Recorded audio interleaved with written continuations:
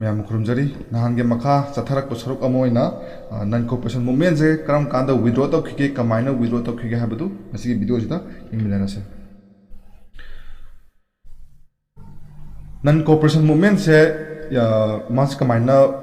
Withdraw तौखिगे हाबा कांदा February 1922 दा चूरी चौरा हाइरिबा उत्तर प्रदेश दा लैबा चूरी चौरा हाइरिबा असिगे खुंगंग सिदा 22 पुलिसमैन हादि मी पुलिसमैन कुनिथोई से माजे कोई के भायलेंट मॉब अमना माजे हातोखि बाइतर हातोखि भाइदि सिगी इंसिडेंट अमा थोखिबको अदुगा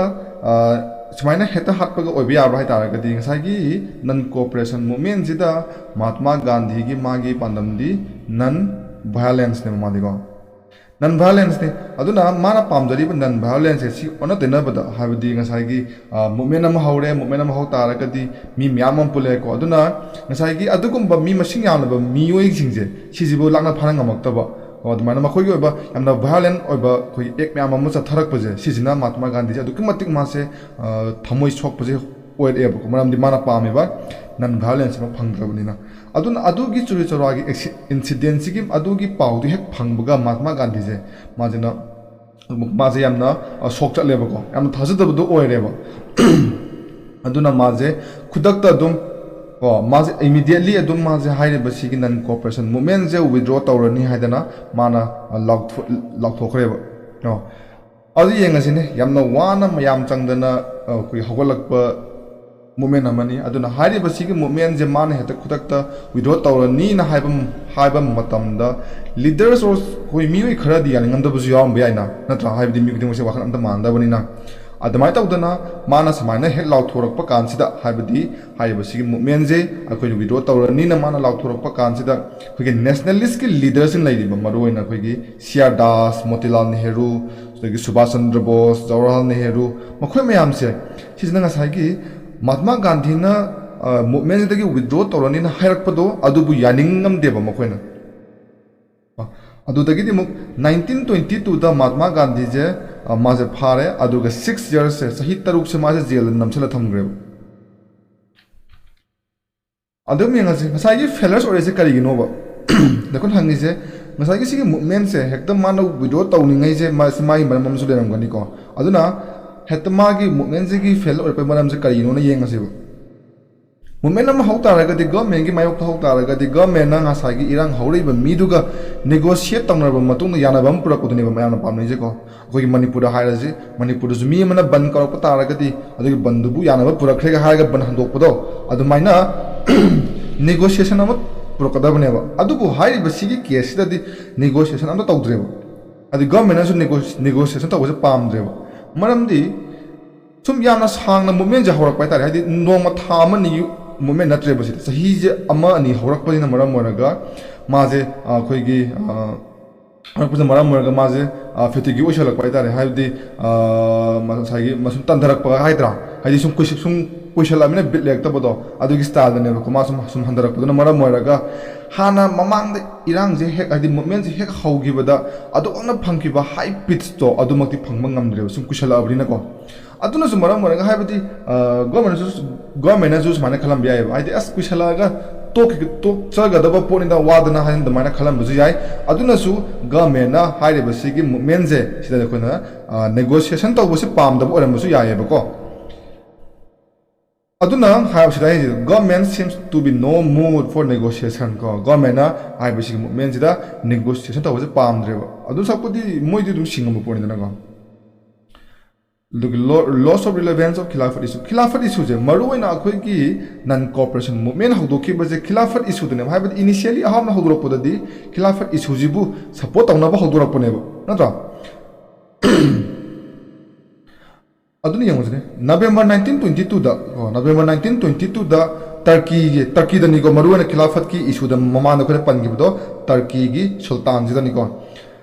टर्की की प्रजासिंगसिना टर्की की प्रजासिंगसिना कनाई मतुंग इल्लगा मुस्ताफा कमल पासा हारिबा नुपासे मुस्ताफा कमल पासा जे मागी मतुंग इल्लगा टर्की की प्रजासिंगसिना सुल्तान जे माजे मागी पॉलिटिकल पावर दगी लौथोगा टर्की हाइबसे सेकुलर स्टेट अमा ओहेलेबा जिदा यामना मरु पॉइंट को से सेकुलर ओरे हाइ तारगदि हाइरिबदुगी स्टेट तो की ओइना ꯆꯠꯅꯒꯗꯕ ꯔꯤꯂꯤꯖꯟ ꯑꯃꯇꯪ ꯑꯣꯏꯗꯕ ꯃꯔꯨꯑꯣꯏꯅ ꯑꯩꯈꯣꯏꯒꯤ ꯁꯦꯀꯨꯂꯔ ꯁ꯭ꯇꯦꯠ ꯍꯥꯏꯇꯥꯔꯒꯗꯤ ꯄꯥꯀꯤꯁꯇꯥꯟ ꯀꯣ ꯄꯥꯀꯤꯁꯇꯥꯟꯒꯤꯗꯤ ꯃꯦꯟ ꯔꯤꯂꯤꯖꯟꯁꯦ ꯃꯨꯁꯂꯤꯝꯅꯦꯕ ꯑꯗꯨꯃꯥꯏꯅ ꯁꯦꯀꯨꯂꯔ ꯑꯣꯏꯇꯥꯔꯒꯗꯤ ꯃꯥꯅ ꯄꯥꯝꯖꯕ ꯃꯥꯅ ꯆꯠꯅꯤꯡꯕ ꯙꯔꯃꯁꯦ ꯆꯠꯄꯒꯤ ꯑꯊꯤꯡꯕ ꯂꯩꯇꯦꯕꯀꯣ ꯑꯗꯨꯃꯥꯏꯅ 1922ꯁꯤꯗ ꯃꯨꯁꯇꯥꯐꯥ ꯀꯃꯜ ꯄꯥꯁꯥꯒꯤ ꯃꯈꯥꯗ ꯑꯩꯈꯣꯏꯒꯤ ꯇꯔꯀꯤꯒꯤ ꯄ꯭ꯔꯖꯥ ꯃꯌꯥꯝꯁꯤꯡꯁꯤꯅ ꯁꯨꯜꯇꯥꯟꯁꯦ ꯃꯥꯒꯤ ꯄꯣꯂꯤꯇꯤꯀꯦꯜ ꯄꯥꯋꯔꯗꯒꯤ ꯂꯧꯊꯣꯛꯈ꯭ꯔꯦꯕ ꯑꯗꯨꯗꯨꯒ ꯄꯣꯂꯤꯇꯤꯀꯦꯜ ꯄꯥꯋꯔꯗꯒꯤ ꯂꯧꯊꯣꯛꯑꯕ ꯃꯇꯨꯡꯗ ꯇꯔꯀꯤꯁꯦ ꯁꯦꯀꯨꯂꯔ ꯁ꯭ꯇꯦꯠ ꯑꯃ ꯑꯣꯏꯅ ꯂꯥꯎꯊꯣꯛꯑꯦꯕ ꯑꯗꯒꯤ ꯇꯔꯀꯤꯁꯤꯗ ꯑꯃꯨꯛ ꯀꯩꯗꯧꯔꯦ ꯇꯔꯀꯤꯁꯤꯗ ꯑꯩꯈꯣꯏꯒꯤ ꯇꯔꯀꯤꯒꯤ ꯂꯤꯒꯦꯜ ꯁꯤꯁꯇꯦꯝꯁꯦ ꯌꯨꯔꯣꯄꯤꯌꯟꯒꯤ ꯁ꯭ꯇꯥꯏꯜꯗꯧꯅꯅꯦ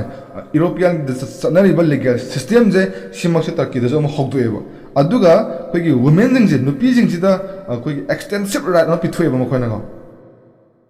ꯑꯗꯒꯤ ꯏꯖꯨꯀꯦꯁꯟ ꯑꯗꯒꯤ ꯃꯣꯗꯔꯟ ꯑꯦꯒ꯭ꯔꯤꯀꯜꯆꯔ ꯏꯟꯗꯁꯇ꯭ꯔꯤ ꯃꯌꯥꯝꯁꯦ ꯑꯩꯈꯣꯏꯒꯤ ꯂꯣꯏꯅꯃꯛ ꯅꯦꯁꯅꯦꯂꯥꯏꯁ ꯇꯧꯔꯒ ꯍꯦꯟꯅ ꯆꯥꯎꯈꯠꯅꯕꯁꯦ ꯍꯣꯠꯅꯈ꯭ꯔꯦꯕ ꯑꯗꯨꯒ 1924ꯗ ꯑꯗꯥꯔꯒꯗꯤ ꯌꯦꯡꯉꯣ 1924ꯗ ꯈꯤꯂꯥꯐꯠꯁꯦ ꯑꯦꯕꯣꯂꯤꯁ ꯇꯧꯔꯦ ꯍꯥꯏꯕꯅꯦꯕ ꯑꯗꯨ ꯑꯣꯏꯇꯥꯔꯒꯗꯤ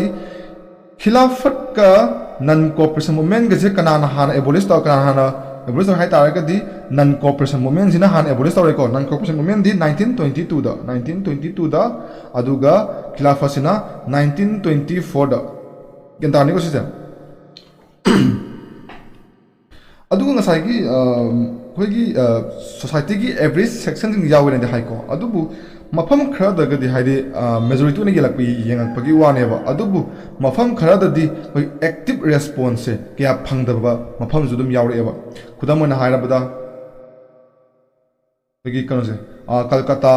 ꯑꯗꯒꯤ ꯕꯣꯝꯕे ꯃद्राꯁ ꯁꯤꯁꯦ ꯃꯦꯖꯔ ꯕꯤꯛ ꯁꯤꯇꯤꯁ ꯉꯥꯛꯇꯅꯦꯕ ꯁꯤꯒꯩꯁꯦ ꯍꯥꯏꯔꯤꯕ ꯁꯤꯒꯤ ꯃꯐꯝꯁꯤꯡꯁꯤꯗꯒꯤ ꯑꯗꯨ ꯑꯩꯈꯣꯏꯒꯤ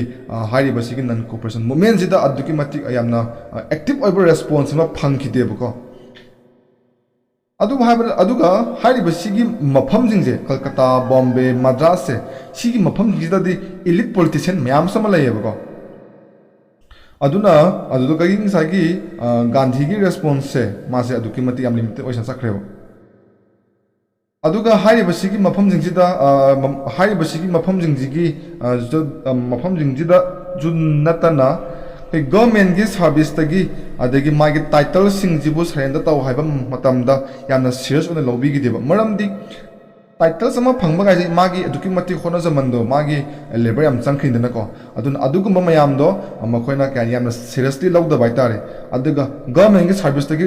ꯔꯤꯖꯥꯏꯟ ꯇꯧꯕ ꯍꯥꯏꯕꯁꯦ ꯁꯤꯁꯦ ꯌꯥꯝꯅ ꯑꯩꯈꯣꯏꯒꯤ ꯌꯥꯝꯅ ꯁꯤरिꯌꯁ ꯑꯣꯏꯅ ꯂꯧꯗꯕ ꯃꯤꯁꯨ ꯑꯗꯨꯝ ꯊꯣꯛꯂꯛꯑꯦꯕꯀꯣ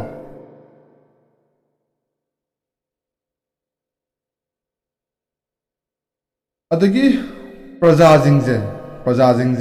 नन वायलेंस की चप चाबा वाहनथोकसे सिजे खंगबा ngमद्रेबा अमुका लके नन खोई प्रजाजिंजे नन वायलेंस की चप चाबा मागी आर्थजे खंगबा ngमद्रे अदुनबु चोरी चौरा एक्सीडेंट जे थोइनिदनको हाइबो सिगे चोरी चौरा एक्सीडेंट जे थोइनेबो हाइबो सिगी तोंगानबा अमु सेमके को सिगी इंसिडेंट के तोंगान सेमके हाइबो जे नसाई पुलिस स्टेशन जे परा मै थादोकिदिनेबो मखै कनो खोई मोब से मियाम जेनको हाइब सिगी चोरी चौरादगी नन कॉर्पोरेशन मूवमेंट जे लौथोखिबने अदा असेंब चोरी चौरादा करी थोखिगे हाइबजे सिदि नाम खंगदेबको सिदि मथंग प्रोखे अदगी नन कॉर्पोरेशन मूवमेंट ना पीबा मागी इंपैक्ट से यंगजे maximum extent of the movement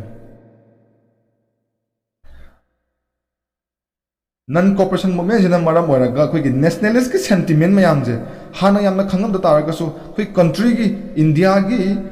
Bharat सिगी undivided India की एवरी कॉर्नर खुदिम से लमक याउरे हाइब सिगी मूवमेंट सिगी कोई नेशनलिस्ट की सेंटिमेंट अमा सागलक पजे मी खुदिम मक्ति योगदुबम तापदे बलमक याउरे बको अदुग पॉपुलेशन खुदिम मक्से एवरी पॉपुलेशन की सेक्शन खुदिम मक्से लमक पॉलिटिशियंस लमक ताउरे को सिदा Koyna politically aware oise haibase akhoi vote epsu haiba natteba marona sida kona political yam panjala ise ko haibadi akhona thakatriba mihut sina karama mihut no ma se kaino haibadu gi sab chaba ba political knowledge to lai taraga di akhona thakatpa mihut to adu yam thuna kana bo egane adu nattabida akhona painting thaka ki taraga di makhoi gi rule da sahi manga ne waraga lai duise ko aduna kananda blame to ngam moiba adubu democracy da hairi khoi gi final power asi प्रजादने हाइरिबो अदुबु प्रजाजे पाक्सन्ना खोमजन बायबसे अवाबा अमजु ओइनेबो मरुना कोई artisan peasant student urban poor दगी women जिंग लेरिबा traders लोइमक से मखोजे political aware लोइमक ओरे पॉलिटिकली पॉलिटिसाइज लोइमक तौरगा थमबा ngaktane bako adagi establishment of the swaraj and swadeshi institution masagi haibdo haribasi ki movement sina mara moiraga swaraj amasung swadeshi ki oiba akoi isa ki oiba institution kyam linkhat phawreba khudam oina hairabada national institutes National institutions कोई क्या है गुजरात विद्यापीठ अदगी काशी विद्यापीठ बिहार विद्यापीठ अदगी यान मरु यान ममिंग चलीबा दिल्ली दा लेबा जामिया मिलिया इस्लामिया वसी गसी ma'am जे कोई स्वदेशी की ओइबा इंस्टीट्यूशन है तारे कोई इसा की ओइबा इंस्टीट्यूशन ने बको सिगे link पावरेबा It gave birth to the strongest idea of having Swaraj, the love use of Khadians, becomes a Swadeshi. अदुगा हाई बसीगी मूवमेंट जिना मुक दौरे हाई बसीगी मूवमेंट जिना अखोगी स्वराज की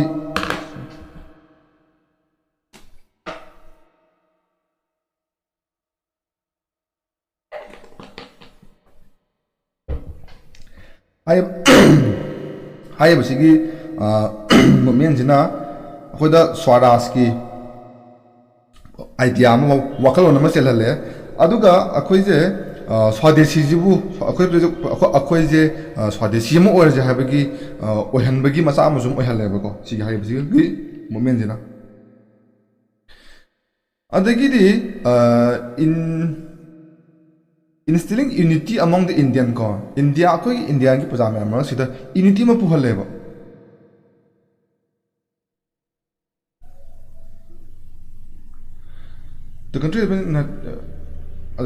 the country had been united by specific anti-feelings grievances against the British projecting Gandhi is the only challenges leader of the country देखो country सिंह ने कहा country सिंह जिना कोई की एंटी फीलिंग्स में आमजे कोई की ब्रिटिश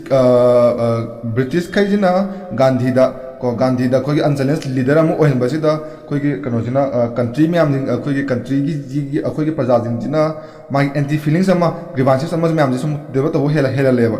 अदुना ngai की मागी सेंटिमेंट में आमदुना मरा मोरगा कोई की यूनिटी अमा प्रोक्ना बजे मसी की मसा अमजुम ओहलेबा हदि पुलप पुन दबि यारो हाबि मसा अमजुम ओहलकपनि को खिलाफत इशूज ममांग सहायख्रे सिगी खिलाफत इशूज माजे नॉट डायरेक्टली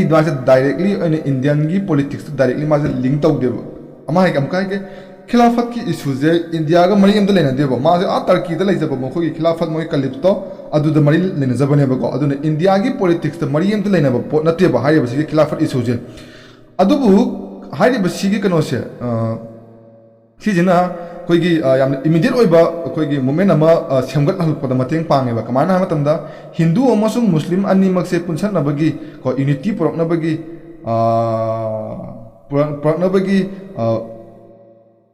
अनिज पाइसनबगी दा याना मतेंग चावना पांगबो अदो अमा ओएबा को हादि इंडिया के पॉलिटिक्स का मरी लेनदबो ओइदारगसु हिंदू अमसुंग मुस्लिम अनिजिगी यूनिटी पुरकनबदा याना मतेंग पांगदो ओएबा इम्पैक्ट ऑन इकोनॉमिक फ्रंट को फॉरेन अगर हाँ हाइक्रे फॉरेन की गुड्स मैम से बैको तौसंग्रे मई था मांगहनग्रे को अदुना फॉरेन की पुसलक पोसे मैम से 1921 दगी 1922 बौ से याम हाफ दी पुसलेब हाइदी मसियाम पुसलौरेब पुसलक मांग तारगदी पुसलौरेब हाइदी बिजनेस दिबु मांगनब तौगद्रने अदुना पुसलारोय अदुना कदौरे इंडिया लेजरीब मसागी इंडिजिनियस मार्सेंट इंडस्ट्रियलिस्ट मैम से मखोजिना इंडिया की स्वदेशी की पोसे मैम पुथोप हौरेब अदुना स्वदेशी की पोसे मैम इंडिया की पुथोक्रामीना बुम ओखलपनेबको अदुना मफम क्या मफम मैम मफम हाइदिसी इंडिया लमकी नद तारगसु मेजॉरिटी न सिननकमिनको अदुना मफम अयामबदने अखोगी मार्सेंजिंग ट्रेडर्स मैम जे मखोइना अखोगी फॉरेन की गुड मैम जे मखोजे फॉरेन ट्रेड तौब तल्लेब अना सिनी नन कॉर्पोरेशन मूवमेंट की समलप पॉइंट खरा